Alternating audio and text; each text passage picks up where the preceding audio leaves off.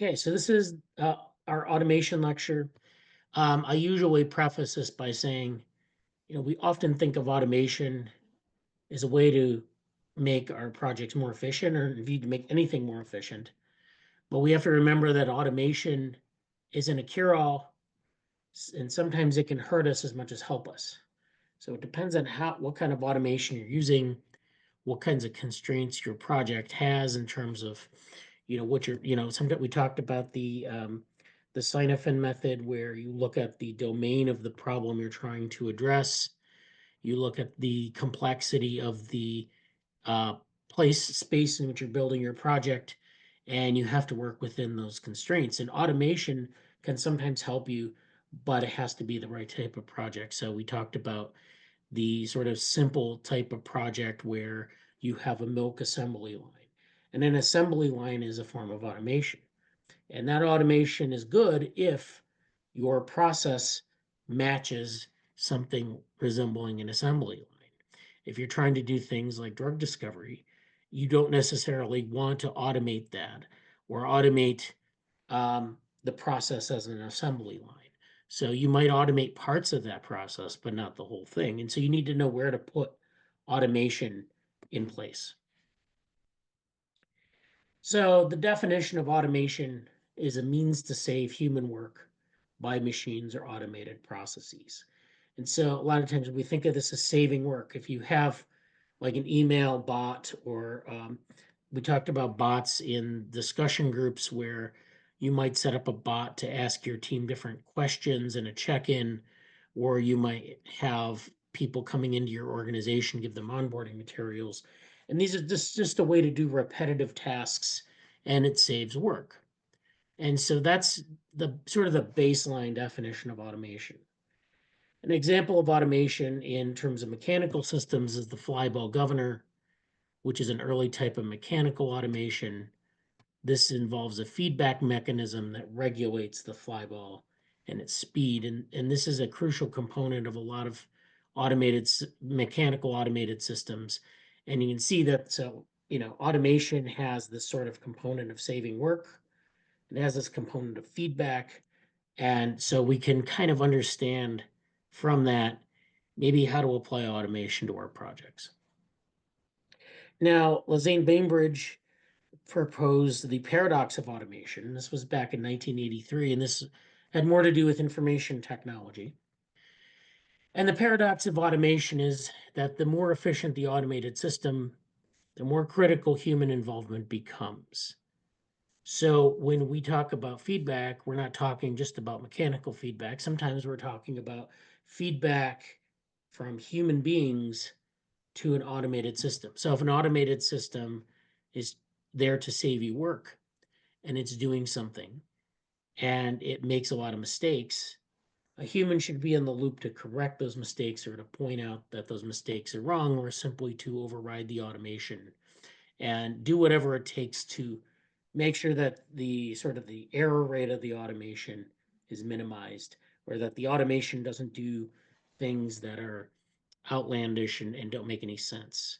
Like there are a lot of examples of this from all throughout where, we've applied computers to problems, and I don't have to tell you what some of those are, but basically the idea is that when you apply automation to gain efficiency, oftentimes you're spending more time trying to correct the things that automation does wrong, and it can in some cases cost you more time than if you had never used automation in the first place.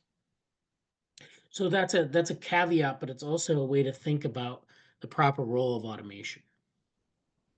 So, you have this relationship between automation and human beings, and, teams are groups of human beings doing things. And if you put automation in the mix, you have to be aware of where that sits in relation to your team, in relation to your project.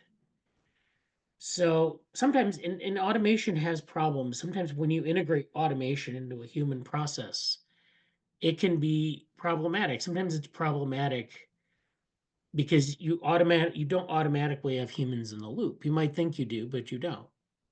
So this is an example from a cockpit where you have two pilots or a pilot and a co-pilot, and they're looking at this huge dashboard with all these dials and controls, and it's very hard for them to sort of navigate that and always press the right button.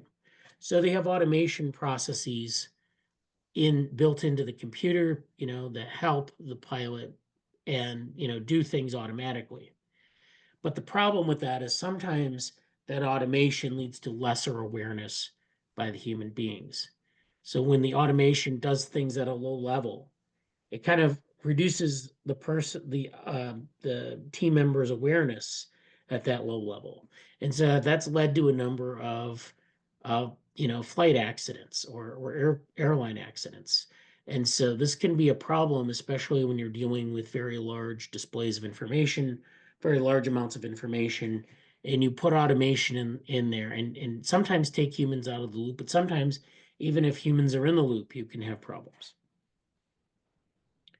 So when we think of any technology, but especially automation, and I think we've seen these tables before, usually we want to build a table of pros and cons. That is, if I want to adopt an automated system, I want to have some pros and cons for why I should do it or why I should not do it. And this is taken from the Wikipedia page on automation. So this has, kind of the pros and cons listed. So the first pro is, of course, automation can improve quality control. You can implement the same standards over and over again and check work and see if it's up to par or whatever. The con, though, of doing that is that sometimes automation can be seen as intrusive, and sometimes it can serve as a sort of a micromanaging mechanism. So, you don't want, sometimes that's just kind of from the impressions of the team that's involved in the project. Sometimes, you can have a situation where the automation doesn't quite match what a human would do in the same situation. Another pro is that it replaces monotonous work. And obviously, we don't want to do the same thing 1,000 times. We spend too much time doing that, which is, of course, a pro. But the con is that it takes humans out of the loop. If you do something 1,000 times and there's, say, a typo in the thing that's done 1,000 times, you've now replicated that typo 1,000 times. If you're like sending out emails, the email template has a typo in it. The automation may or may not recognize that. So you get all of this work that's wasted. So it does tend to take humans out of the loop. And so if you address this pro, you need to address the con correspondingly.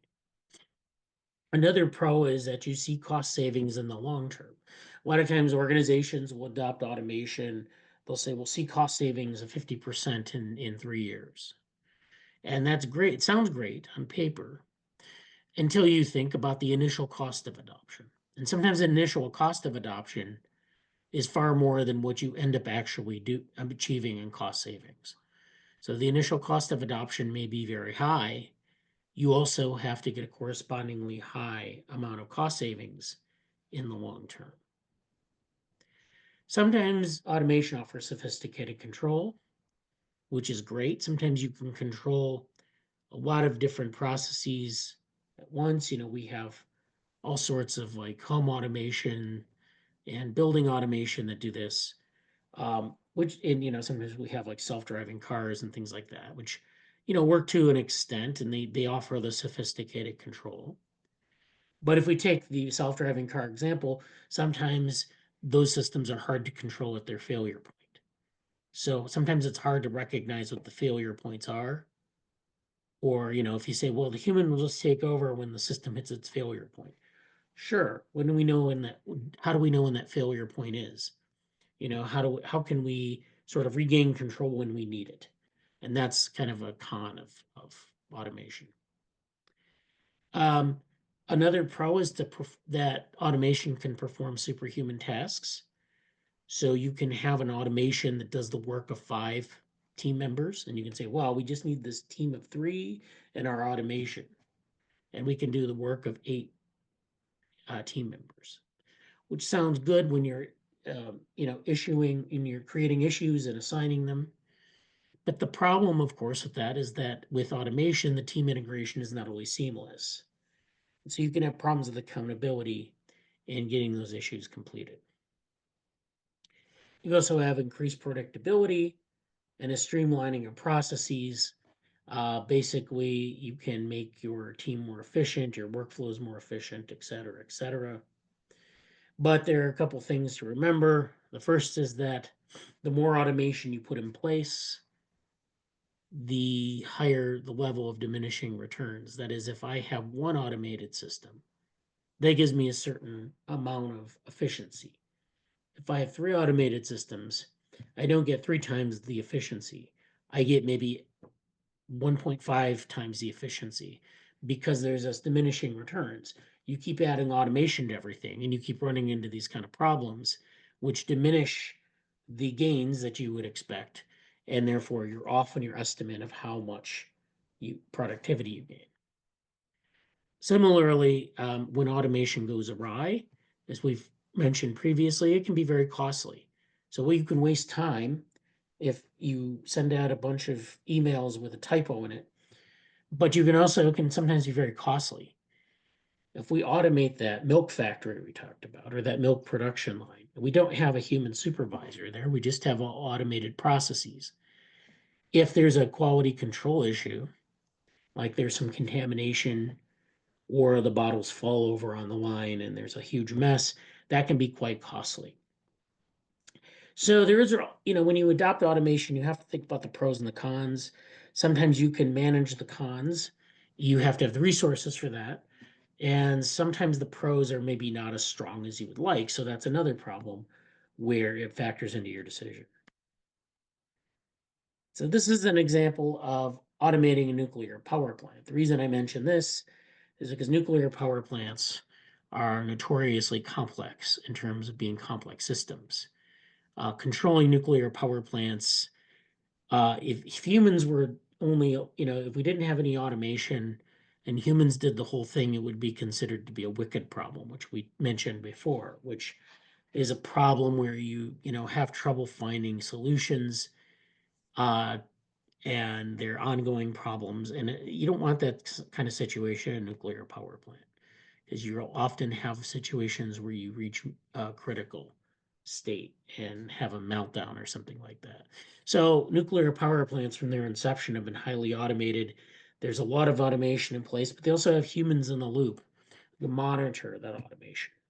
And one of the problems with all of that automation is that sometimes you get situations where the automation is kind of leads you, doesn't really help you. And then the human in the loop is faced with decisions that they can't make. So all these things can come together in certain, like in Chernobyl. I think the problem was is that there were a bunch of conditions that kind of culminated and the automation couldn't like solve problems outside of the norm. And then the humans failed to recognize a solution to the problems and there was a critical failure of the system. So, I don't expect that any of your projects will ever reach that sort of seriousness. But the point here being that even when we have automated systems, even especially for very large systems or very complicated systems, even having a human in the loop, even with high levels of awareness, you can still have problems. And I'm not saying that automation is bad. I'm just saying that you have to recognize these cases, even the edge cases, and address them when during adoption. And think about how you might respond in a certain case if the automation goes awry.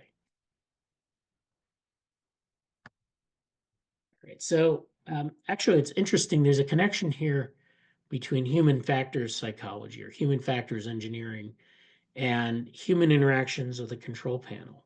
So when we use automation and we have a human in the loop, we have these interactions with an interface. And this is oftentimes what we're doing in project management. We're setting up a schedule for our team, and we're abstracting that in two ways. The first way is to have some representation on our computer screen. So we usually have like maybe a table, or it might be a map of our team or whatever, or a network. And then we have the schedule, which is of course abstracted from time being like this set of boxes, and you fill it in, and you have to kind of map between that abstraction on your computer screen in the team that you're managing. Everyone has to understand how things are organized and everything else, how to take actions, how to interact with that control panel, essentially. So in managing large teams, in having, distributed interacting groups where everyone's kind of using tools like this, you have to think about the psychology of your team as well as the organization of your team and the ability for them to be aware and using something like the strategic means of using automation. So this is another layer on this. I think it's interesting because they're psychological factors that manage into in managing teams and managing projects and managing resources that we haven't talked about really much in this class. This brings us to Project CyberSyn. So Project CyberSyn was a project that was developed in the early 70s in Chile. And this was an attempt to manage a large scale economy, to improve, I guess, all different facets of the economy in a decent sized country. They wanted to be able to get us, they wanted to be able to head off crises. They wanted to be able to improve, say, agricultural yields, or they wanted to help, manage industrial output and things like that. So the thinking was that you could have a control room where you could have decision makers sit in the circle that you see there, and they'd have this control panel that they would interact with. And you're like, how do you take all of the factors in a complex society and a complex economy and map them to a control panel? And so that's kind of the challenge of this project. So this is a very interesting project, an ambitious project and this is, of course, again, was well before the types of AI that we have today. There was some early stage artificial intelligence involved, but as we'll see, this was more about like it was actually a cybernetics related implementation. So CyberSyn stood for cybernetics plus synergy. So the idea was that you could synergize all this information, bring it together, and then regulate different systems in your economy. So taking one of those wicked problems that we talked about in the complexity lecture and bringing it to human decision making, project management through this sort of psychology, through interactions with the technology. So CyberSyn involved an operations room, which we saw a picture of in the previous slide, plus simulations that they would run of different scenarios. So to give decision makers a good idea of what to expect, what kinds of scenarios to expect, they would run simulations that would give them, like, if you have these inputs, if these are the conditions, this is what the world should look like, and then these are the decisions that you would face.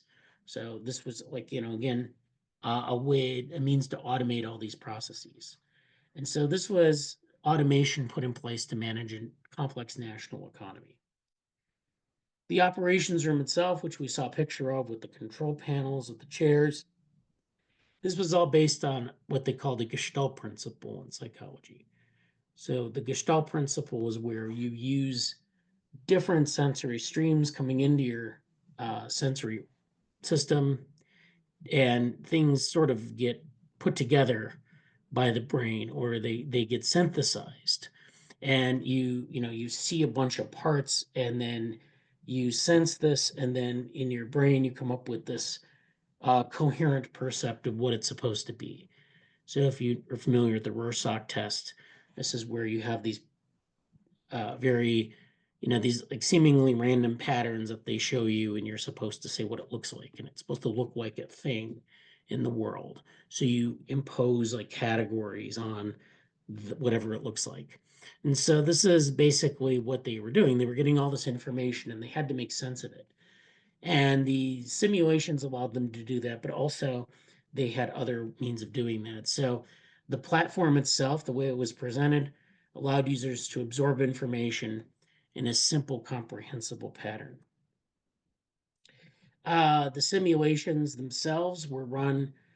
Stafford Beer was a cyberneticist who was in a business college, and he did a lot of thinking about projects and business systems as systems.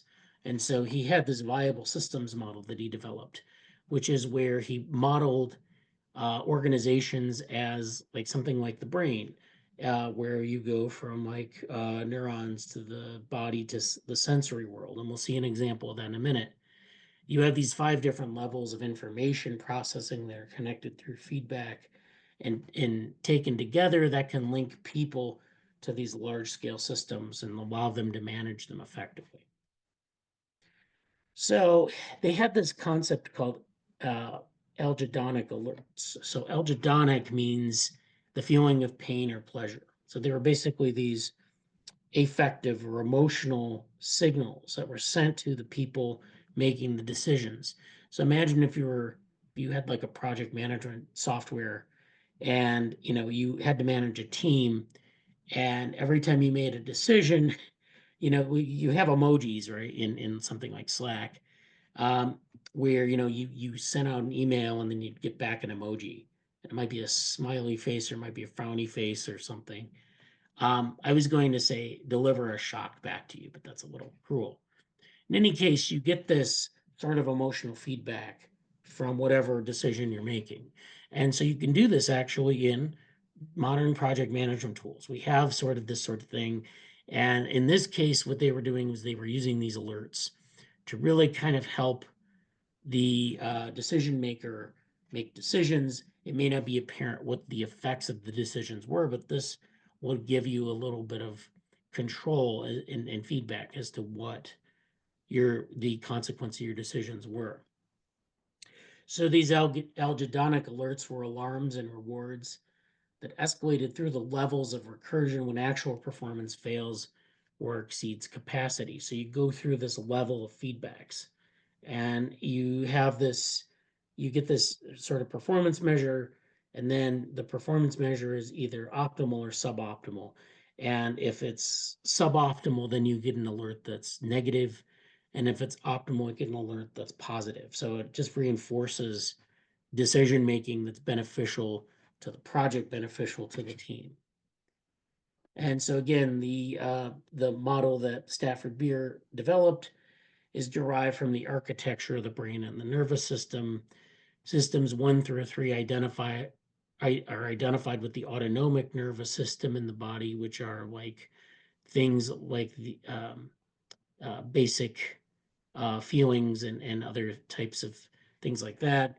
System 4 embodies cognition and conversation, so communication, decision making, or actually not decision making, but attention or communication. And then system 5 are these higher brain functions, which were defined as introspection, thinking about something for a long period of time, and then decision making, which is the top of the hierarchy. So this is a picture of Stafford Beer and his viable systems model. This was in a book called Brain of the Firm that was published about 50 years ago now. So it's something that people have used, but just to get a sense historically of where this comes from. And this is kind of the way that he thought of these kind of organizational systems. So he had, a lot of people, even in modern AI, will use like brain inspired things, and they don't look necessarily like the brain, but they have these properties that are kind of like, an organism and interacting with its environment. So that's what he's aiming for here. And you're embedded in the world, so you're embedded in markets, you're embedded in the larger world of customers and competitors, suppliers. You're bringing in things, you're purchasing things, you're delivering things out. So there are value streams coming in and out of the organization. And then you have these different modules which relate to the modules I just told you about. So the autonomic nervous system is at the point of delivery or the point of purchase. And then you have 2, which is a sort of integrator, and then 3, 4, and 5, which is, basically optimization, awareness, and identifying things. So this is where 3, 4, and 5 are. So you organize this in this way, And it's just a map to show how an organization kind of can be thought of as kind of like an organism, and then it interacts with its environment, which is like a market or the outside world. It's a very fascinating model, and it does rely on automation and putting that automation in a context. So this is a sketch of a cybernetic factory, putting this in a little bit more of in terms of mathematics and different types of automation you might use. And this just shows a lot of the different tools that you can use. So this diagram is a little bit more explicit as to the types of automation that you might have at each step. So technically, you could build a factory based on all automation. You could have all these different forms of automation in place that would help the factory be self-regulating and fit in well with the team on this project or this organization. Like this current state of the team or the world, and operate without human oversight. But of course, we don't trust all of these tools working seamlessly together. We have kind of like what we have here is sort of like the Royal Road representation of the cybernetic factory. But we wouldn't want to run this endlessly and just rely on its output. We want to be able to look inside that black box and say, oh, yes,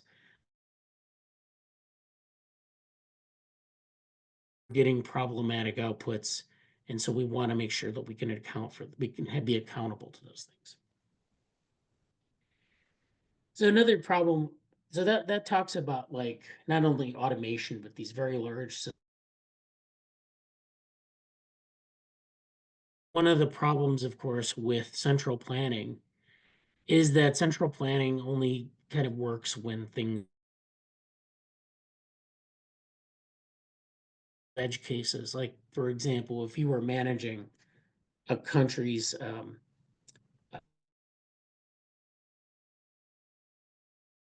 drought, you might have cascading failures that you can't account for using kind of our uh,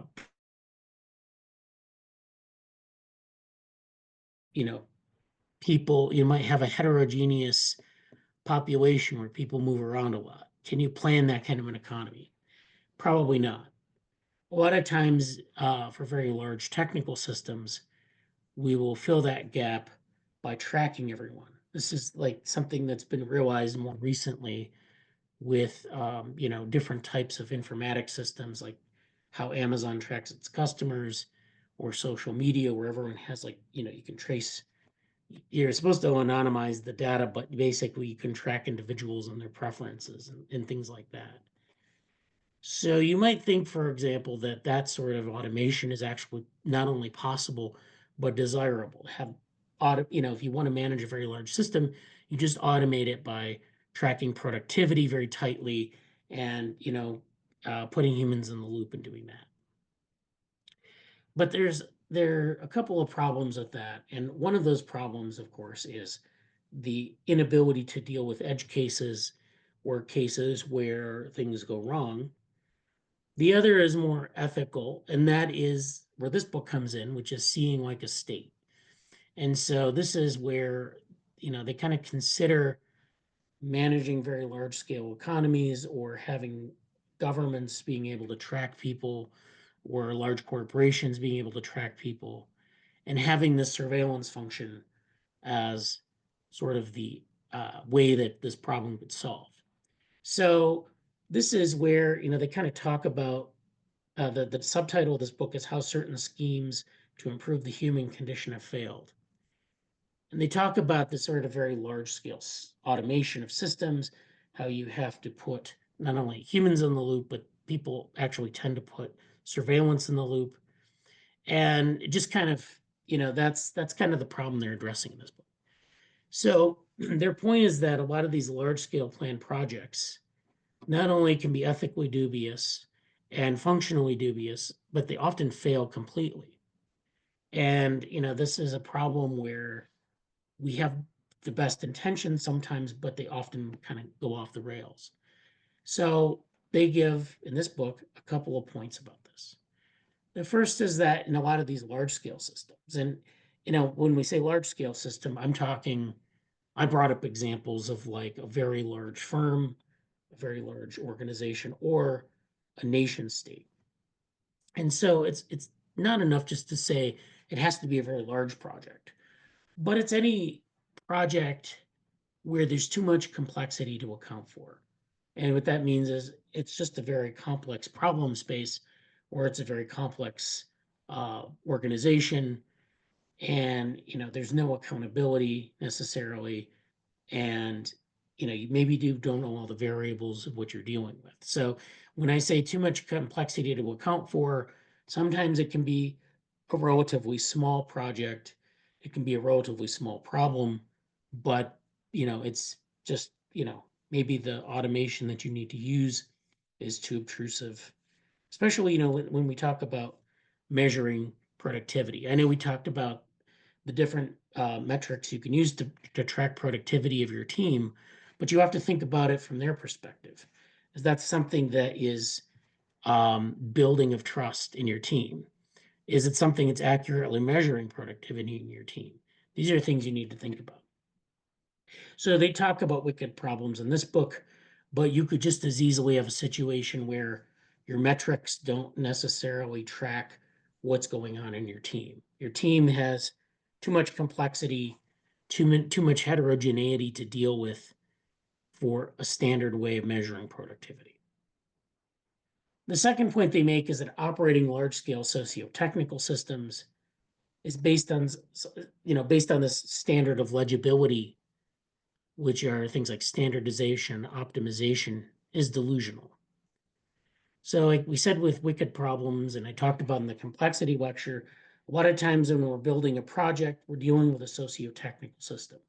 We have people in a team, we have people in the outside world, we might have people in an open source community, and they're interacting with technology, different stages or different ways of, different types of technology. So definitely all the examples I've given today fall into that category. And they usually have to have this legibility. So you usually have to have ways to properly measure productivity. Or, in the case of a airplane cockpit, it's easy to measure some of the plane's parameters, its operating parameters. It's harder to measure the operating parameters of the pilot. And you can do this. They'll use different psychophysiological measures to measure the arousal and the attentional state of the pilot and all that. But putting that all together, they claim is delusional. And I think, it's an interesting take on it. I don't know if it's delusional, but I think it's hard. You sort of approach these problems with optimism, way too much optimism. And you say, I'm going to measure this and that and that, and that's going to give me a good model for managing my project because I'll have these quantitative measures and I can then know kind of where we are at any one time. The problem comes is when those measurements don't pan out, or when you have too much, heterogeneity in your team so that your measures aren't really complete. They're not measuring what you're intending to measure, and so forth. So that's a problem where we have, that's what they mean kind of by legibility, sort of an output of the system you can rely on to read and make a decision on. And it's not always something that you can rely on. The third point they make is that computers enable management of large systems, but oftentimes that automation comes at a cost, and that cost is surveillance. So if you automate a system like managing your team, you have to have the state of your team recorded computationally at any time. And that might mean that you're tracking your team members outside of work or outside of your work hours. It may mean that you have to, have all sorts of different types of surveillance in place to make your automation work or make it legible. And so this is something that, of course, is an ethical concern as well as a technical challenge. And so I think, that kind of frames, I think, a lot of the problems with automation against the benefits you might get out of automation. Okay. So that's the first part of the lecture. Now I wanted to go and I wanted to point to a specific type of modern automation, and this is Microsoft's Copilot. And the question is, if I'm running a small project, what kinds of automation can I use to manage my workflows and processes and do all this stuff? And I'm not advertising for Copilot. I don't care what you use. I'm just using this as an example. And so you can use Copilot on your PC. Usually if you have a Windows PC, this just kind of runs directly on the machine. Um, and the way that Microsoft approaches Copilot is it automates various tasks in a workflow. You can manage meetings, documentation, administrative tasks, coding, and reports. So the idea is you're automating all these things and you're kind of synthesizing them together. You're not just having them, you don't have to use separate tools. But then you have this issue again of legibility or of where you have to give Microsoft access to data to do this. You have to give access to your team's computers, and that may be a problem for some teams. This is a matter of keeping the trust of your team, keeping the trust sometimes of your users or customers, and so it's worth thinking about whether it's worth a certain solution for automation versus not. So one thing that Copilot does is something called intelligent code completion. So we talked about low or no code coding in a previous lecture, and this is a way for people to develop like an application without having that high technical barrier of writing the program and debugging it themselves. So you can basically use you can use a tool that has a graphical user interface to build up a mock-up of this tool with very minimal um, technical skill. And so that's what that does. Intelligent code completion is something similar where you basically give the system some idea of what you want to do, or you have some basis for the code, and then it completes it for you automatically. So that's a form of automation I want to focus on. And I want to talk a little bit about its origins and how it came to be. So, intelligent code completion, and there's a Wikipedia stub for this. Um, it has its origins in spell checkers. So, of course, if you are working on your term paper and you're writing text and you run a spell check, you know that spell check can, it's language specific, first of all. It has a dictionary that it looks up the proper spelling.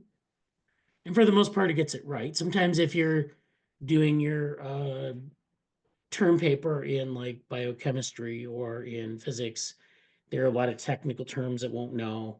You have to add them to the dictionary. I don't know if you still have to do that, but basically, it doesn't automatically find the correct spelling for everything.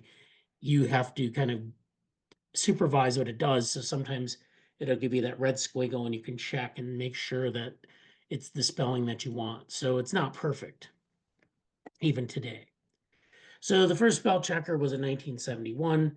This was called SPELL, which is an acronym. It was the first program for general English spell checking.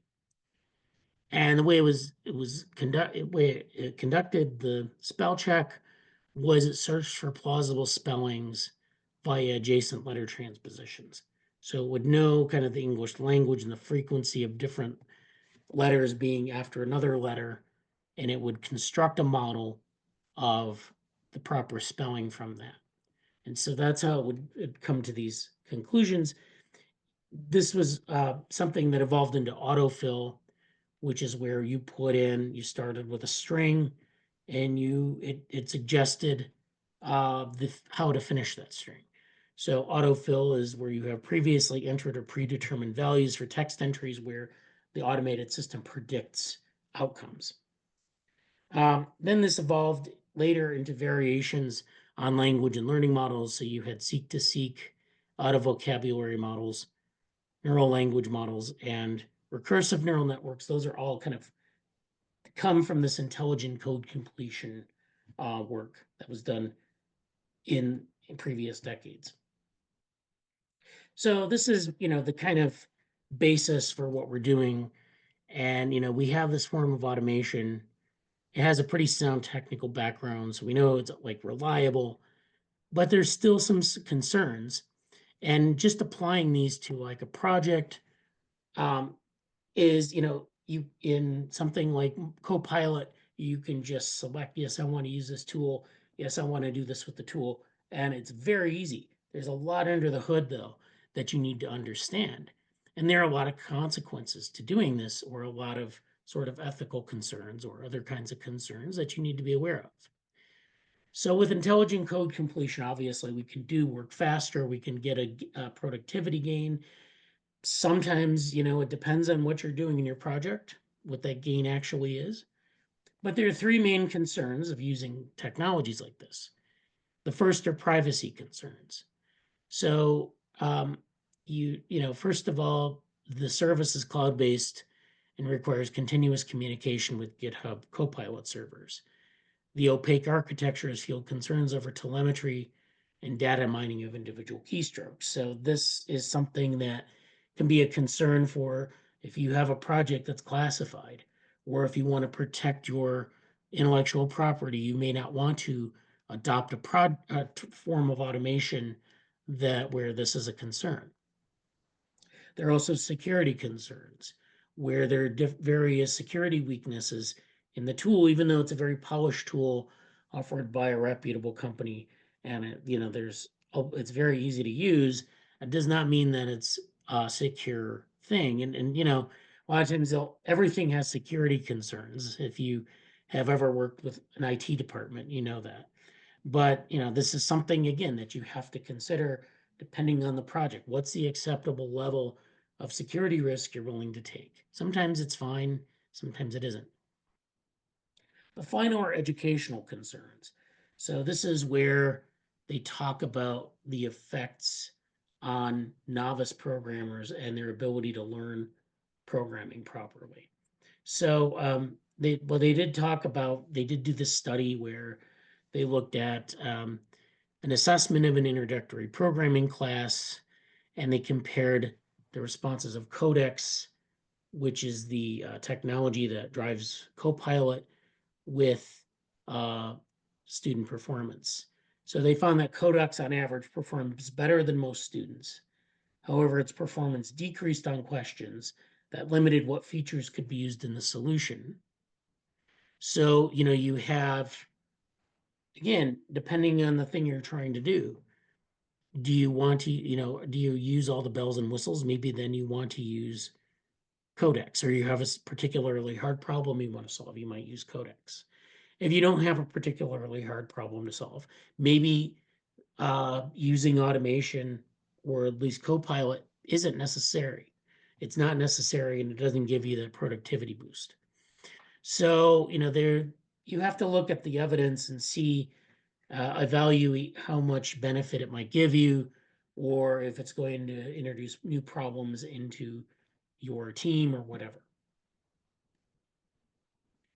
So what I did was I used Bing plus ChatGPT to compile some information about automation for project management. So I wanted to test and see if using Bing plus ChatGPT would give me a good summary of this area. And so I did that and I got some answers. I'm going to share them with you. So in this, in getting this and collecting this information using this method of automation, I was able to define project management automation, or rather the AI was able to define it as the use of technology and software to do tasks that humans would normally do. And of course, that's a very basic definition. It also gives these bullet points. Helps to complete tasks faster with lower error rates and with more transparency. And improves communication and collaboration among team members and stakeholders. And oftentimes it's triggered by events or based on specific rules. So you might have, like I said, if then statements, or you might have like a Slack bot where you use a backslash and a command to drive the specific automation to turn it on or turn it off. So these are all within the realm of reality. They sound good. They give examples of project management automation, and it's used in domains such as sending emails, monitoring resources, and updating status reports. So it all sounds reasonable. It also pulled up a number of articles. So the first article is How AI Will Transform Project Management. This is from the Harvard Business Review. And they say that in this article, they say only 35% of projects today are completed successfully. By 2030, the field will undergo major shifts because we're not, a lot of projects we embark on them, we don't complete them successfully. So that's a pretty low success rate. And I think part of that, of course, is because as much as we have a lot of project management methodologies, it's not one size fits all. It's like people still have to navigate through all these methodologies to find the right one, and oftentimes they don't. So there need to be some changes in project management, how it's done. One of these is that there's a low level of maturity of technologies available for project management. As we said, the maturity model is very low. So we don't have a lot of things that give you, even if we use automation, they don't give you the guidance maybe you need to complete the project. Technology will soon improve project selection and prioritization, monitor progress, speed up reporting, and facilitate testing. These are all things we've talked about in the software development process. And of course, the hope is, and it isn't for sure, that technology will help this along. Project management / virtual project assistant synergies, which means that these automation techniques will become, kind of fused to project management as a job role, as a professional role. That those kind of combinations will find their niche focused on coaching and stakeholder management, and more so in that direction than administration and manual tasks. So, like using just automation, you'll be doing things like manual tasks, repetitive tasks, administration. Then these sort of virtual assistants and project manager themselves will be engaged in the human side of things. Finally, organizations that want to reap the benefits of project management technologies should begin today by gathering and cleaning project data. So this again is where you need to use data sets that you've collected from your team, or there need to be good data sets on project management, on project completion, on project prioritization. And some of those don't, they don't necessarily exist. Some of them are going to be internal to projects. And then there's the whole issue of the ethics of using those data for training in an automated model. So there are a lot of considerations there. In any case, this is this one article.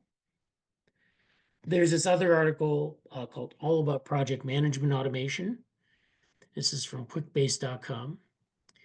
Automation can create and identify opportunities for efficiency gains, which we talked about. One example they give is tracking individual people and their contributions. This can be intrusive. As I said, if you have productivity logs or recorded contributions, the people want to track their every move in these metrics. And so there's this drawback, but the gain is by identifying potential productivity gains. So by using the data to sort of train a model, you can identify places for gains in productivity. And again, it may or may not match what your team accepts or needs. So the second point they make is that optimization can maximize individuals with respect to their talents. This is, of course, the hope. I mean, you can, if you have a certain role and you stick to that role, or if you have a certain set of well-defined talents, automation can guide you into a certain role, but again, it's all dependent on how your team operates. Automation can act as an early warning monitor, alerting project managers when a work stream is going off timeline or over budget. So this is like the algorithmic alerts in Project CyberSyn, where you have these signals that are sent to say, look, you're going off track. You need to get back into the zone of optimization. And this could be, an early warning monitor, like a message with red text, or it could be like, again, I don't want to use the shock metaphor, but basically some emoji that pops up on your screen. So that's, again, we talked about that, and that's of course something that can be used in conjunction with keeping humans in the loop. Then they make the point that predictive modeling and experimentation is preferable to optimizing an existing operating model, in that predictive modeling and experimentation can give you larger efficiency gains. So trying of playing around with techniques to see what works for your team in particular, and then modeling the outcomes for your team in particular, is better than just kind of using a one size fits all model. Okay. They also talk about monitoring and control, and how this runs simultaneous to the execution stage of project management. So tracking and monitoring budgets, resource allocation, quality, and project performance requires continuous flows of information from the project. So, sometimes we talk about collecting analytics on, different interactions, or having a data set of outcomes. We have our displays where we have our timelines and our issues and our discussions along those lines. But we also maybe want to have continuous information. So being able to track things in real time and bring them into the model. And the thing about data is that when you have more data, you get a better prediction, you get a better running automation for your team, but it also adds much complexity to those models. And so it's maybe the answer, even if you've inputted a lot of data into the training phase of this model, um, you don't necessarily get a clear answer, because it's just too complex to really get a good answer one way or another. Also, improving tasks associated with the monitoring control phase involves things like reporting, alerts, and benchmarking. This eliminates a need for rote tasks so that managers can focus on process. So taking out all of the sort of rote tasks and ways to sort of get these alerts and things like that. This is a lot of the things that automated project management systems have done now. I mean, we have things like Slack, or we have things like Jira, or even GitHub, where you get alerts. You get alerts if your code doesn't pass continuous integration, or you get alerts if you're late for a meeting, or you get alerts if someone hasn't contributed to the project a month.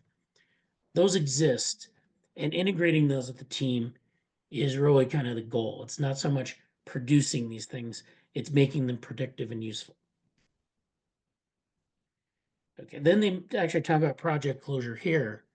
So upon project closure, there are still things left for the project manager to do.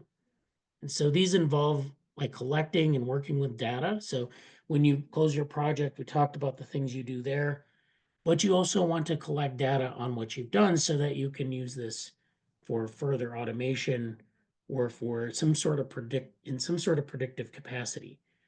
We actually talked in previous lectures about how you want to collect data, at least qualitative data on your team's experience.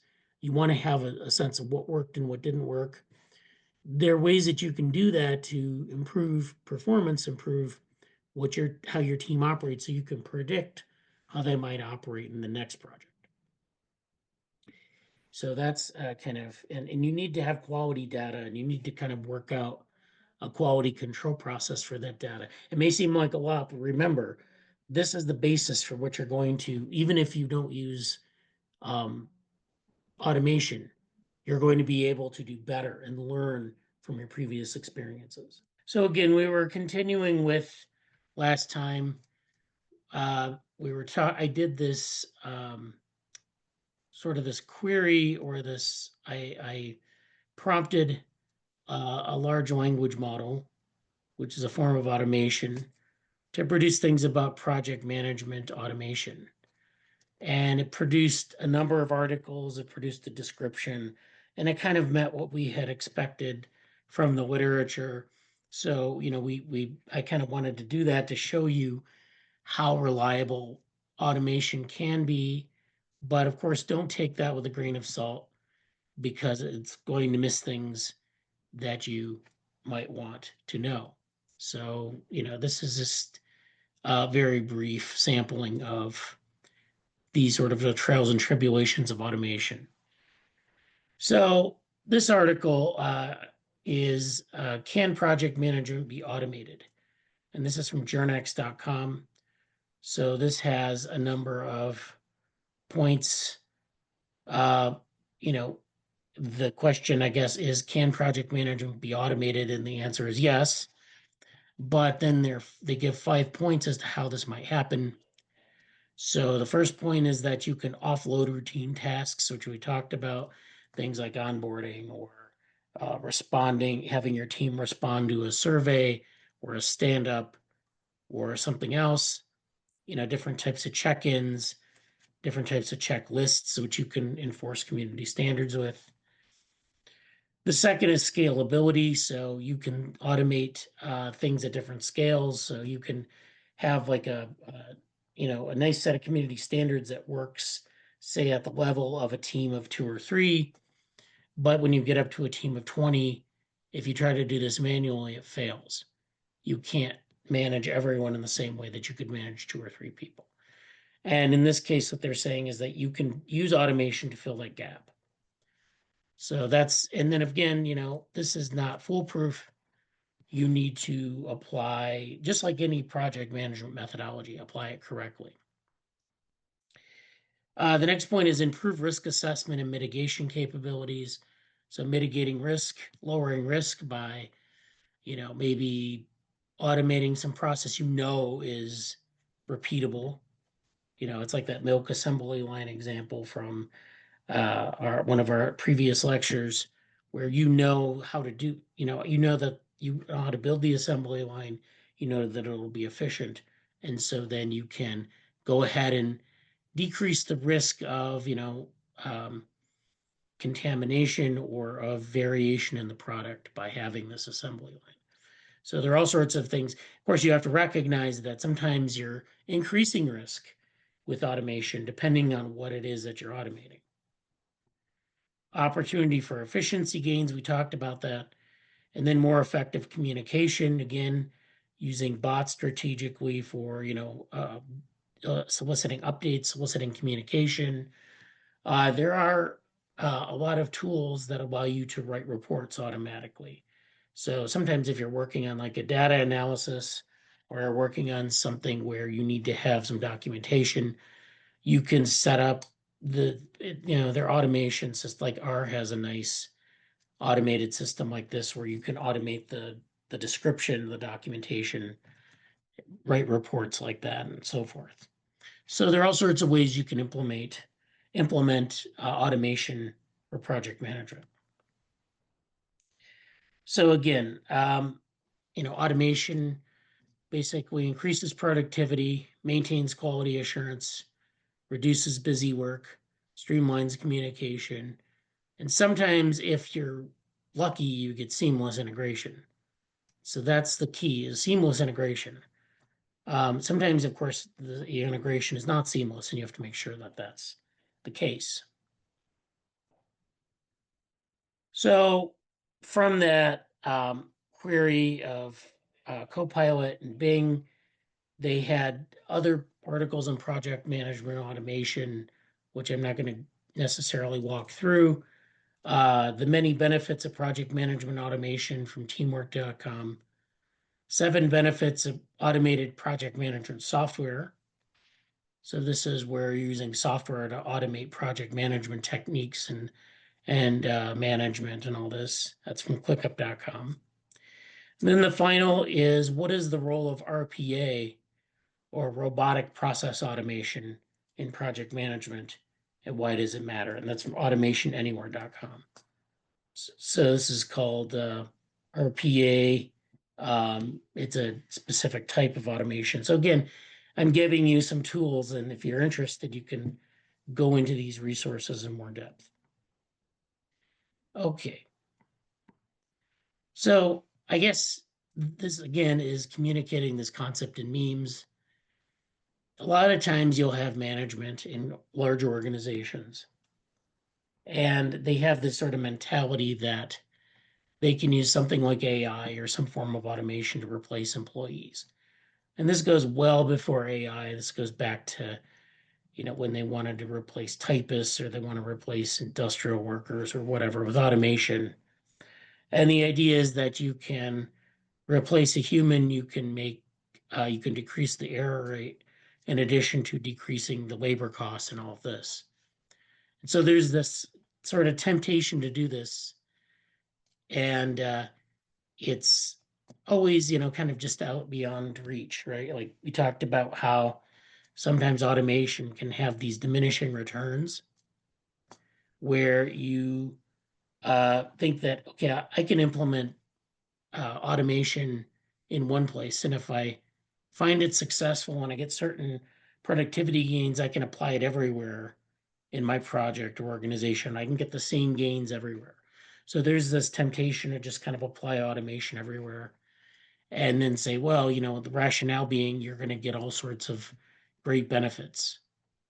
Then, of course, we talked about sort of the law of diminishing returns acting against that, where you might implement automation for one thing and get, productivity returns. And then as you move along, it's the returns are diminishing because you've automated basically the things that are easiest to automate, very repetitive tasks, etc. But sometimes you need a lot of skill and you need a lot of oversight and you need that sort of thing to sort of balance the automation. Sometimes the automation for some types of tasks will make many more mistakes that are expensive, and so that reduces the productivity. So this meme says management AI replacing employees, and then the figure is reaching for that balloon, and then that figure is then being pulled back by management bots. It's like the memes we showed for technical debt, where then the management figure is pulled away from that balloon by management bots. So the idea is that management bots can be error prone, they can be not as productive as you'd like, so that thinking about replacing employees might be misplaced. So again, automation has a lot of time with technical debt, right? We talked about how sometimes organizations will be tempted to automate things to sort of pave over the technical debt that they have. The thinking being, well, we can make up our technical debt through productivity gains or through other types of gains. And we can just, we don't have to worry about this technical debt we've accrued. And the answer to that is no, you haven't. You have not solved that problem. You may be able to mitigate it somewhat, but it really doesn't solve that problem. So there is a tie in here between automation and technical debt that's very interesting and important to recognize. On the right, we have this quote, and I don't remember where I got it from exactly, but so it says, a computer can never be held accountable. Therefore, a computer must never make a management decision. So this is, of course, the kind of the other form of this statement on the left, which is that if, we talked about humans being in the loop, and that if you can't hold a computer accountable, you don't have accountability in your organization if it's highly automated. If you have a human in the loop, a human can, I guess, be held accountable, but a human can sort of figure out what the computer is doing that is maybe something that you can't hold it accountable for. So it can sort of, inspect the work of the automation and make sure that it's okay. We talked about that before. So when we talk about humans in the loop, it's really about accountability, and it's really about making sure that there's oversight and there's human oversight. Okay. So another thing to remember about automation is that what was once automated, or what was once sort of automated, or what automation replaced, is now taken for granted in a lot of systems and a lot of fields and a lot of areas of our lives.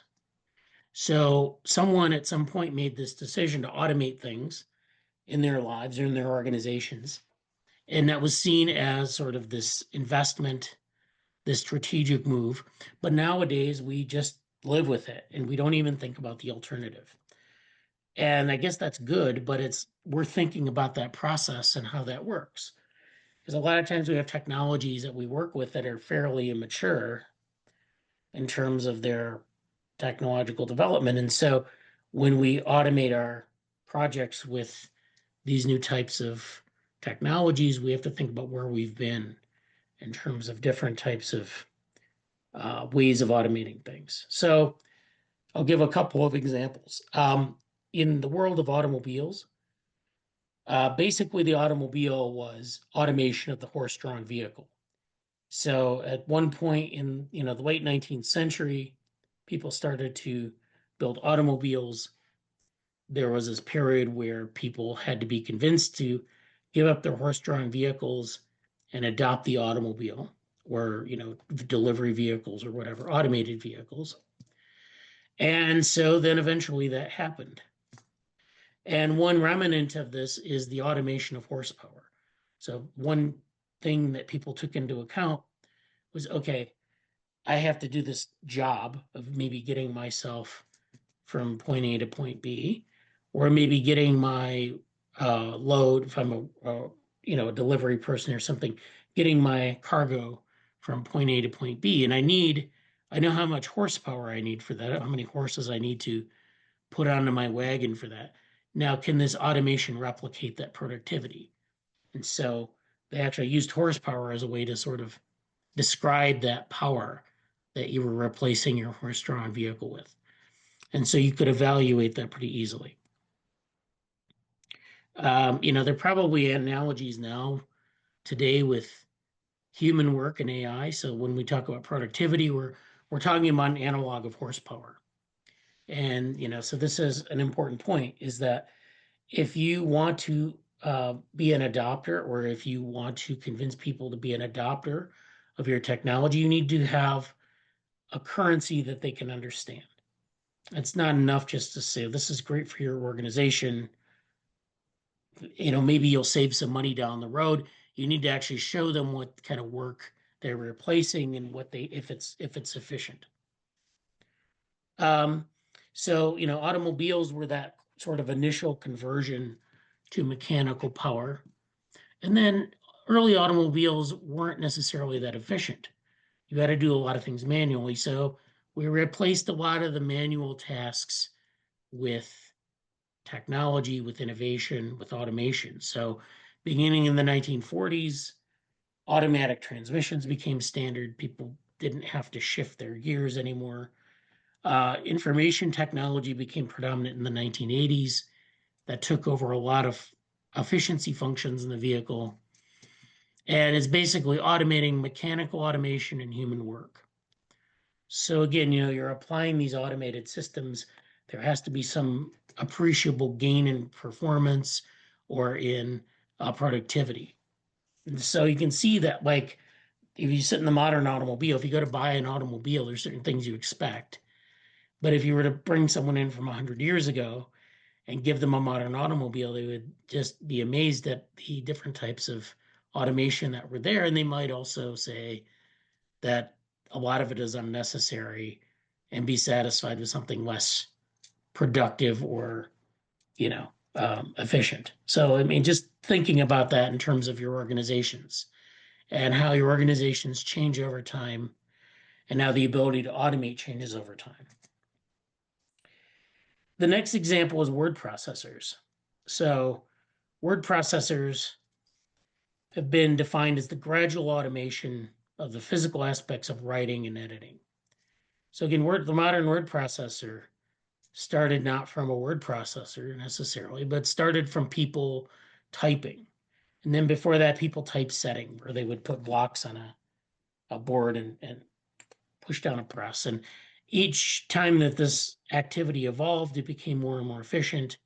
There was more and more automation, mechanical, and then information wise or electronic. So just taking word processors alone, you had early word processors. They weren't digital, they were actually streamlining workflow for typists. So there are ways that typists could improve their workflow, improve their performance. And so that was kind of in the 50s and 60s and leading up into the 70s. There were a bunch of mechanical and electronic innovations that followed and allowed for that these efficiency gains to be realized.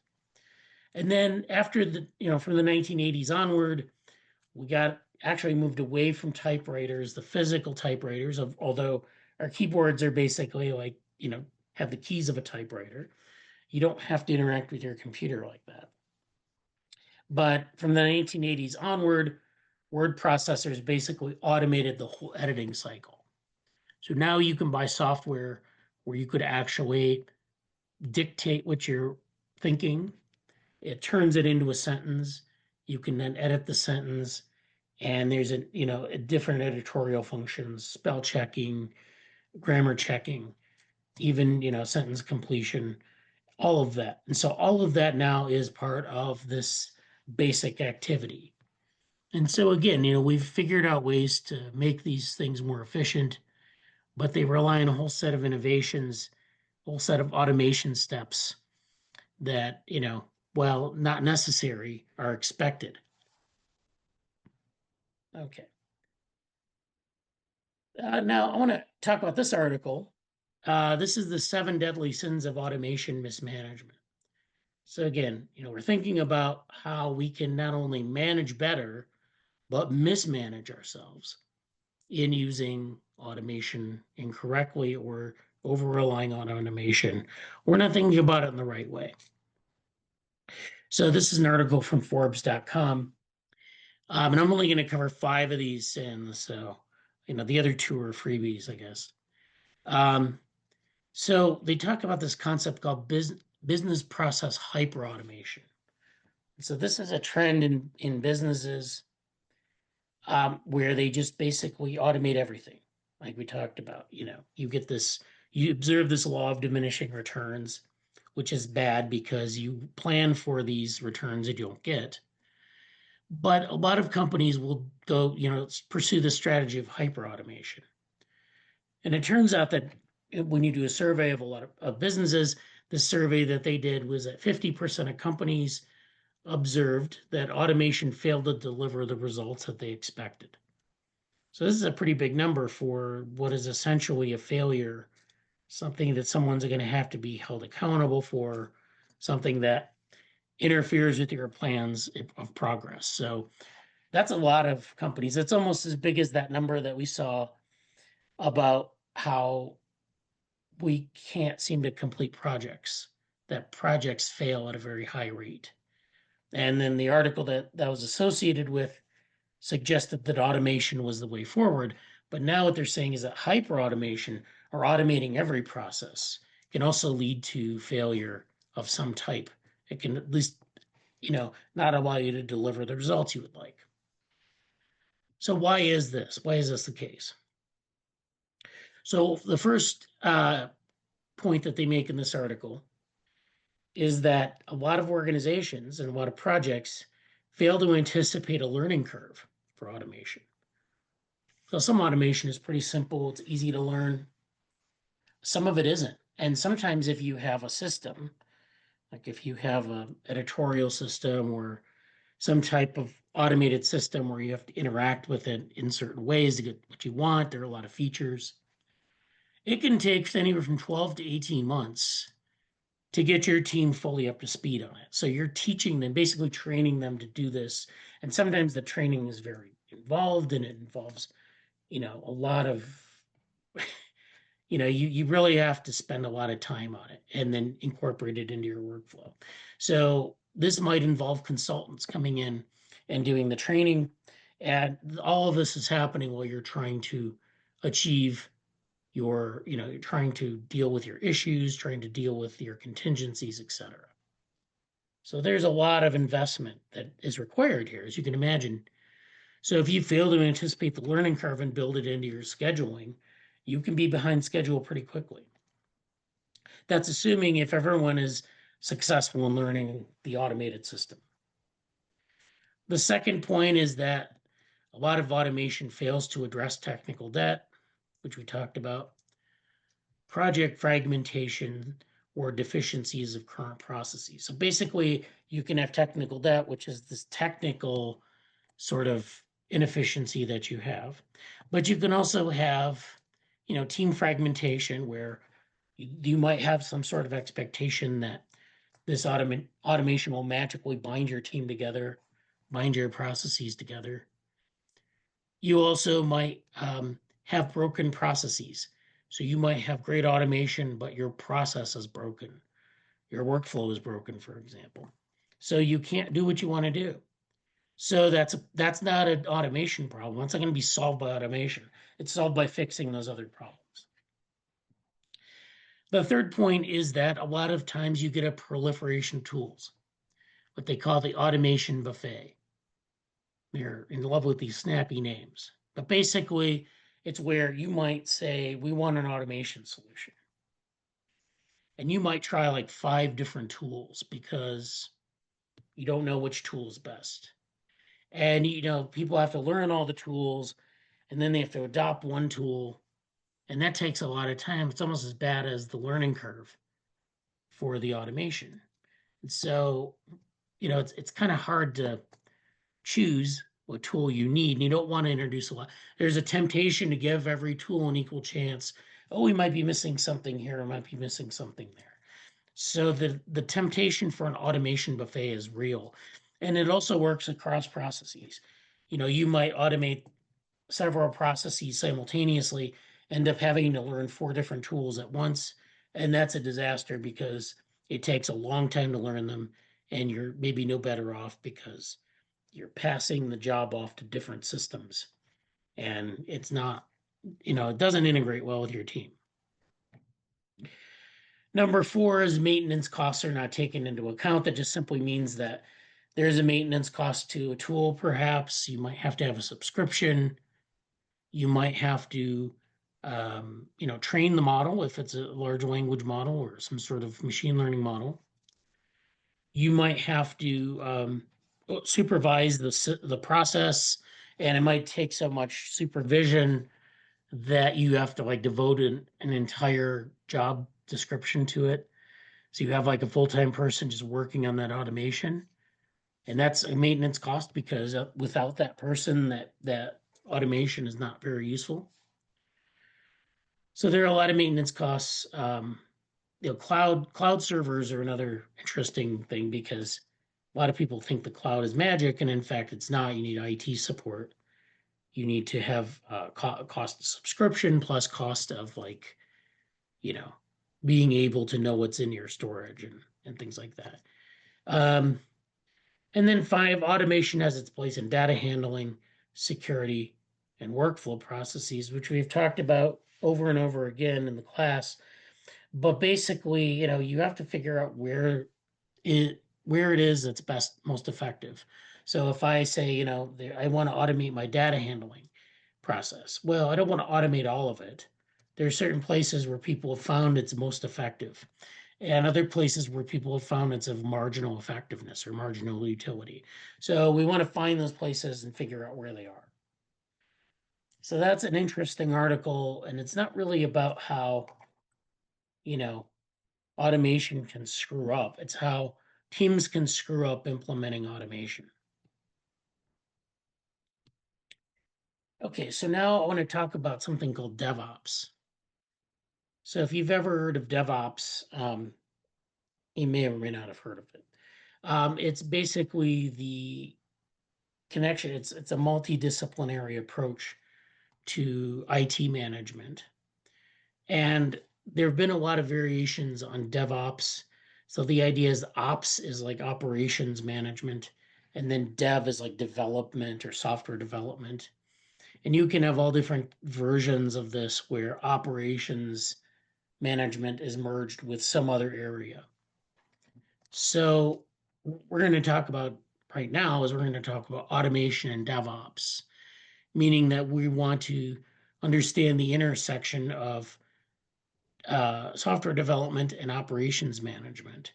But we want to apply automation in that space. And of course, the reason we want to do that is because that space is very complex. It deals with a lot of production issues that we've kind of touched on a little bit in the class, where you can't just simply put things into production and let them go. You have a lot of complexity. There was a couple lectures ago, I had a slide or two on what's new in production.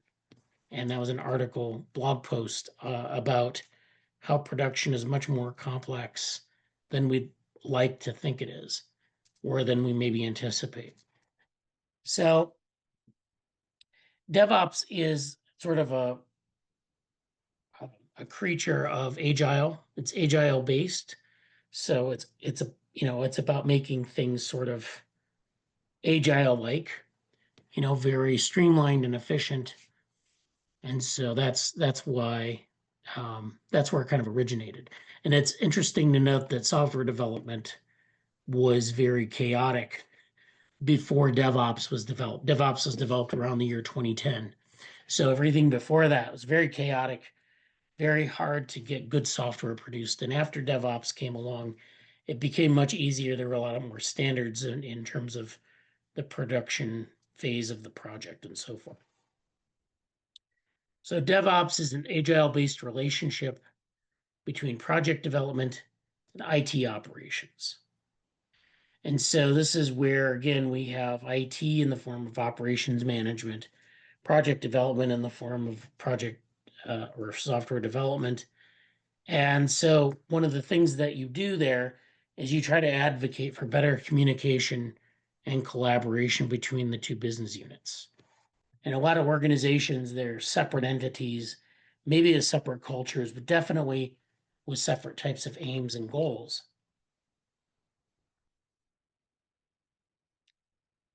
And so in a situation like that, you're doing cross-team collaboration, but you're doing it at such a common frequency that it makes sense to build, these affordances into those interactions. So, how do we communicate better? How do we collaborate better? How can we bridge these gaps that we have of understanding, of just knowing what each person is doing? If I hand one thing off from the IT team to the development team, what are the kinds of things I need to expect? And so you can do this through agile, kind of traditional agile methodology, such as, having sprints, or, doing things like, having stand-ups or frequent meetings or whatever. But you can also do it through automation. And so automation can bridge that gap as well. So automation in this sector is driven by competitive pressures. You have not only your own team, your own cross team collaboration, but you have other organizations that are trying to outcompete you. They're trying to develop better software than you. They're trying to develop more seamless software than you. And if you can adopt the right methods, you can get ahead. And so some of these forms of automation include things that increase cross-team collaborations and eliminate the need for large teams. So basically, large teams are there because we need to all be in the same room and hear what everyone's saying. Of course, the problem with that is those meetings can be quite long, and the communication per person is quite brief. So you can't have a long conversation with any one person. You want to be able to bridge the gap between those conversations and the size of your team, so you can have cross-team collaborations without too much trouble. Automation can also automate manual and repetitive tasks, as we saw before. There may be things that are involved in this bridge that are sort of tasks that always happen. So you can automate those things, like providing instructions, providing documentation, providing, templates for communication, providing technical specs, things like that.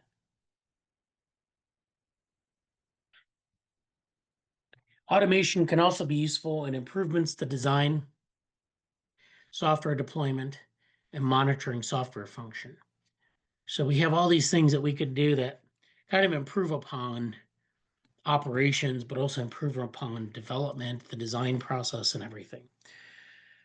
So you could actually deploy software using automation. You can use a virtual machine, or you can use you can deploy it. You can simulate different circumstances under which you might deploy software. You can test it. The operations management team can then evaluate it, and you can do a lot of things that might take you many months to do in maybe about 2 weeks in a best case scenario. So you can improve design, and you can do this iteratively. You don't need to put things out into the world and wait to the next version. You can just do them very quickly, get feedback, and move forward. And then automation enables fast movement of development, meaning again that fast pace of development where you're iterating very quickly, and it can reduce human error. So we can have testing where we have humans in the loop, or we just have humans doing it. We can have humans in the loop with automation, and it reduces their error while sort of maintaining this fast pace. Okay. One of the great things about automation is that it enables standardization. And so this is the same article from bmc.com. And so what we find is this tension between standardization and adaptability. In other words, we have this need to be standardized. We don't want to change what we do every version. We don't want to change what we do every 2 weeks because everyone needs to know kind of what the process is.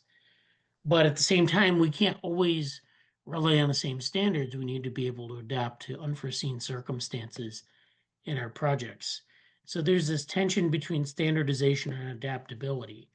And automation can introduce standardization for you. We're going to talk about mass customization, where automation may also be involved in adaptability. But for now, think about, how your team can respond to things if they didn't have to also standardize things on their own. So automation can fill in that gap. In terms of standardization, what it should look like, it should easily adapt to both new requirements and technological changes. So it's kind of hard for humans to put that in the practice, just kind of because there's so many variables. Computers and automation can do that more effectively. And then automation depends on external factors such as organizational needs and technological feasibility. So again, what do you need in your organization? Do you need to have a lot of standardization or just a little bit? Or automation can manage that. Sometimes you don't even need automation, but it's nice to know that you can rely on it if you need significant amounts of it. And then, if something you can only use automation if something is technologically feasible. So if you want automation to do something really difficult that really isn't feasible, then there's no point in adopting it. And but sometimes we have to figure out how something is technologically feasible. In other words, we have to figure out what tools could allow us to do what kind of tasks or automate what kind of tasks. And that's not an automatic thing. It doesn't necessarily come prepackaged like that. Sometimes the automated system has to be modified to do what you want, and so you have to take that into account. So they have this figure on the right. You have DevOps automation, and the top benefits of this are standardization, flexibility, speed, scalability, and consistency. All of these are kind of like efficiency criteria, right? Except for flexibility, because flexibility is basically how fast can you change course, but do it effectively, so you don't just kind of do whatever you want to do, and that's an issue I think that's really hard to reconcile with both standardization, which is also a goal, and automation, because automation is about doing things in a repeated way. You might have to program something, you might have to do a bunch of things. that lead you in the opposite direction of being flexible. So what kinds of things in your organization are most amenable to automation? So again, there are a number of things which automation can handle well and maybe better than humans. And then there's some things where humans are a lot better at and automation doesn't do very well. But let's consider where you can get the most benefit from automation. And this is, of course, in the context of DevOps, but this can also be, your own project where you don't have a DevOps type setup. And so the first one is continuous integration and delivery, or CI/CD. This is where you can automate the compiling of your software, the testing of your software, making sure that it runs, and making sure that it's efficient in terms of memory and all of this. And it's a process you can automate in GitHub. Actually, if you want to build software in GitHub, they have continuous integration, and the idea is that you set it up and you have this pipeline where you set up the code and it passes a bunch of checks and then it's ready to go. And you don't have to do a lot of manual testing for that. So that's something that automation is good at. Furthermore, it's accessible to most teams. The second thing is managing logs and data collection.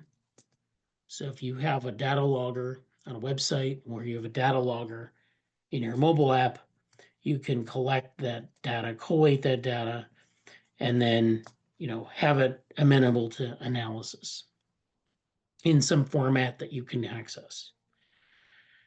Again, automation is good at this because humans.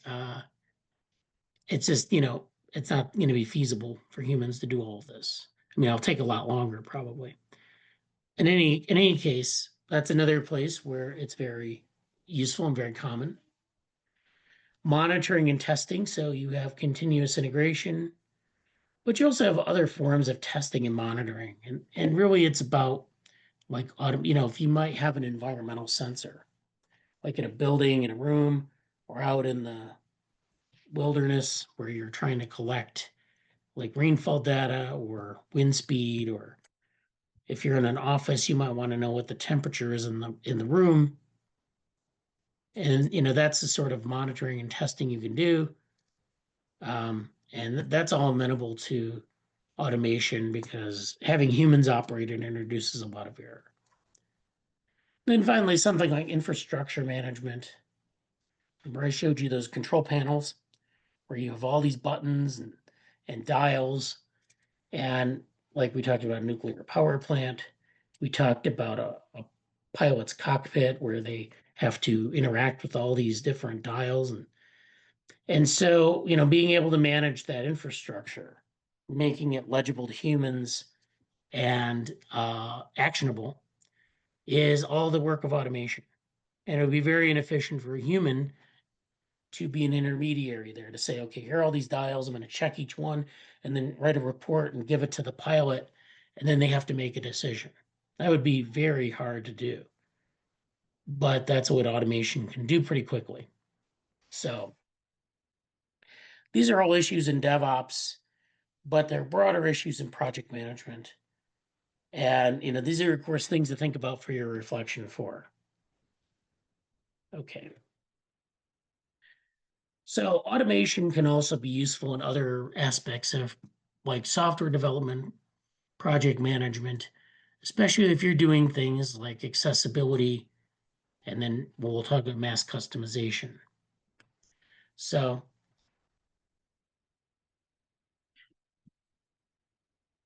there's something called automated accessibility testing. And this is just something that you can look this up more if you want to know more about it. But the idea is that programmers tend to automate tasks. And testing, by extension, is the most automated aspect of programming, particularly for accessibility functions. So a lot of times we're doing testing on our software. We're testing for, memory leaks. We're testing for bugs. We're testing for like the runtime. And we're doing all these things that are pretty internal. And then we also have graphical user interfaces. We test those to see if they work, if they display. But then we don't, and then we may do usability testing, and then we have accessibility functions. Like how accessible is it for certain populations? Are you, in a population where you uh, are colorblind or low vision or something like that, where it's not the typical user? So as we get out to usability, we can use limited degrees of automation because we want to get the human experience aspect, and we want to figure out what that is. And then then accessibility is even a layer beyond that, where it's very hard to automate it. So there's some ways you can deal with this. You can use automation in conjunction with trying to achieve these goals of accessibility. We have the WCAG standards, which are different standards that are guidelines and criterion for making things perceivable, operable, understandable, and robust. There's the recommendations that automated testing should be followed by manual testing. In other words, you can use the automation step, but you should verify it with manual testing. And then, when we use automation in something like usability or looking at accessibility, it's good for like measuring quantitative metrics.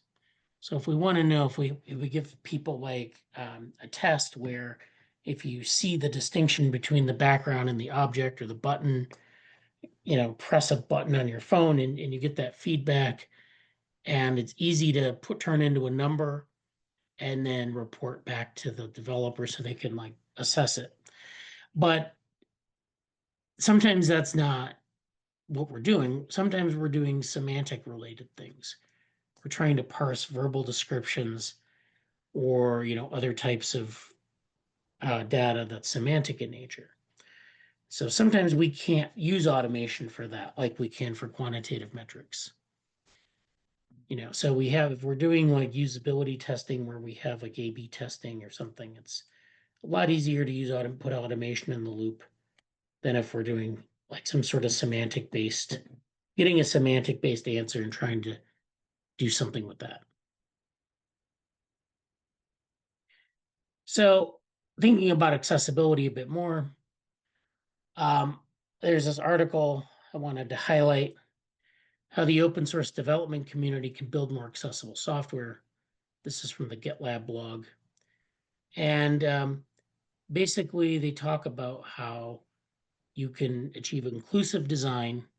And so now we're moving away from automation a bit, but we're trying to incorporate different things. It's kind of the flip side of automation where we wanted to have standardization before.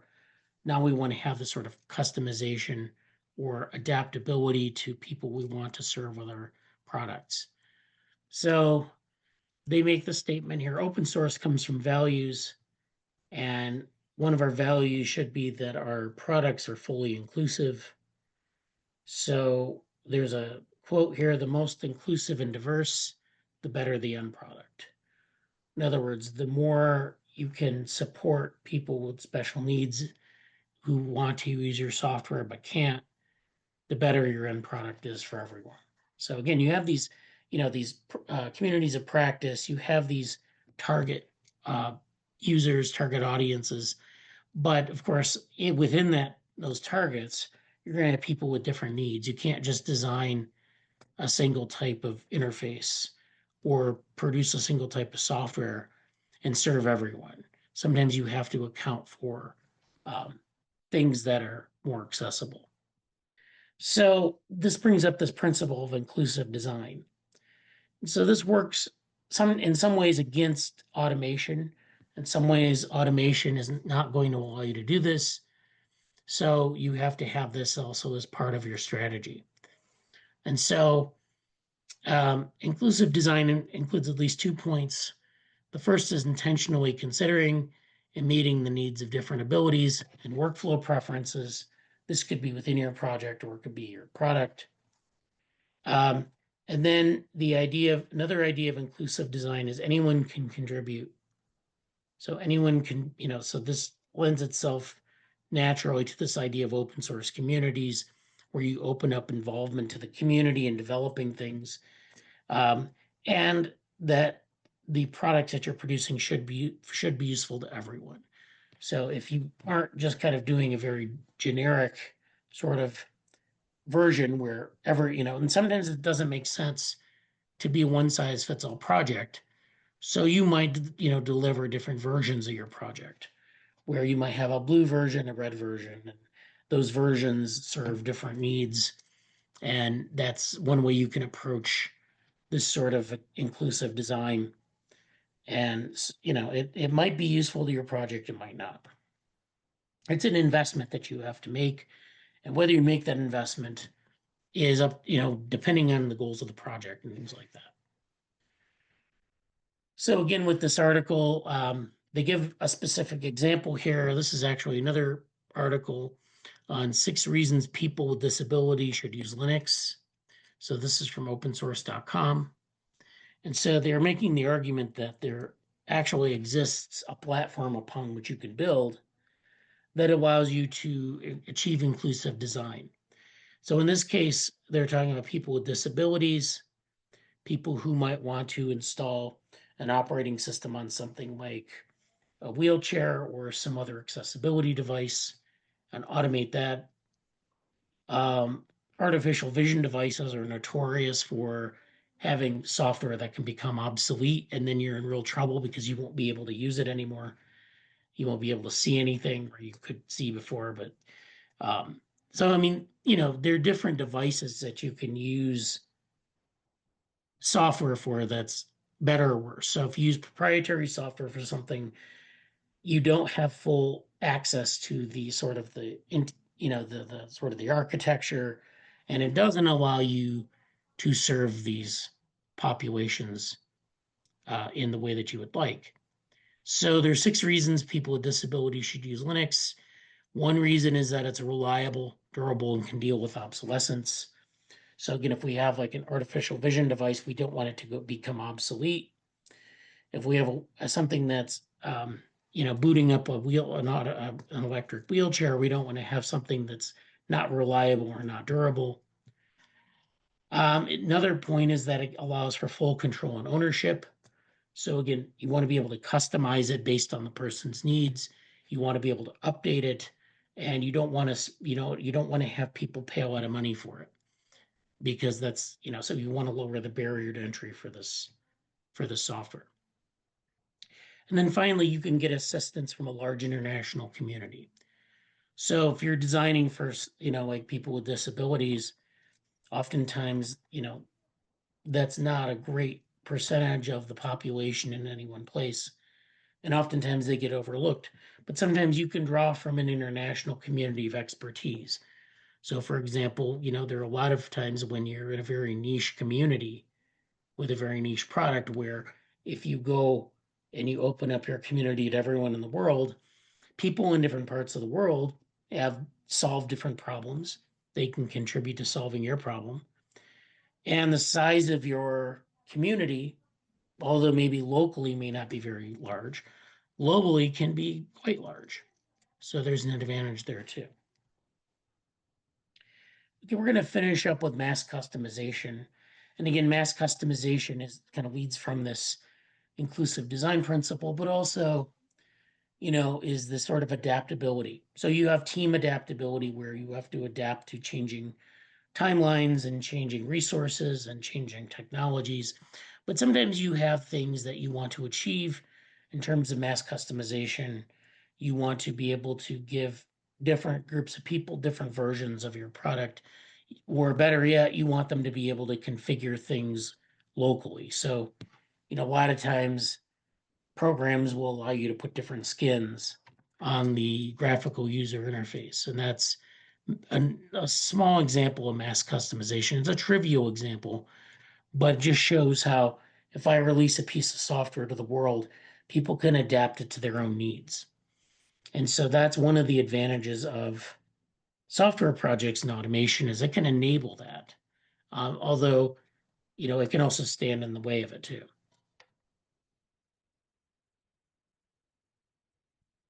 This is an example of mass customization where it's being achieved with something called reinforcement learning.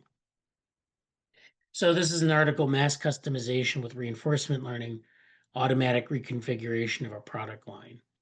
And this is in Applied Soft Computing Journal. So what they're doing here is they're programming a bunch of agents in a factory. And they're using something called multi-agent reinforcement learning. And they're using it to customize steel production. So they're doing this thing called strip rolling, which, if you want to make different things with steel, you need to be able to control that process for different types of outcomes, and you have to be able to do it dynamically. So you can't just leave it up to the customer, you have to do it in the facility. And so this is an approach that they use. After testing the existing approaches, they found that they couldn't really achieve this kind of mass customization very easily. And so this is something, of course, if you're the analogy to this would be if you're in a project and you're working towards some set of milestones, and then depending on like the customer, they might request new milestones or new features to be added on the fly as you're trying to complete the project. So you're constantly having to shape your process, and that can be disruptive. But you can also use automation to overcome that. So these multi-agent reinforcement learning, which the advantages of that is centralized training and decentralized execution. And then by training, I mean training the model. So you train the model on examples of how to do this task, and then the model will, basically give you these, give you something with changes in it. And then, so reinforcement learning learns from samples. It basically learns the best policies or the best sort of strategies to execute, and then that's the way that it's able to be adaptive. So reinforcement learning learns from samples, adapts to changes in the process due to customization. So again, when I request some customized version of something, I can get it through automation, in an automated process. And again, they looked at other methods, and other methods of automation don't deliver the same results. So sometimes that's a matter of researching and discovering the best type of automation for what you want to do.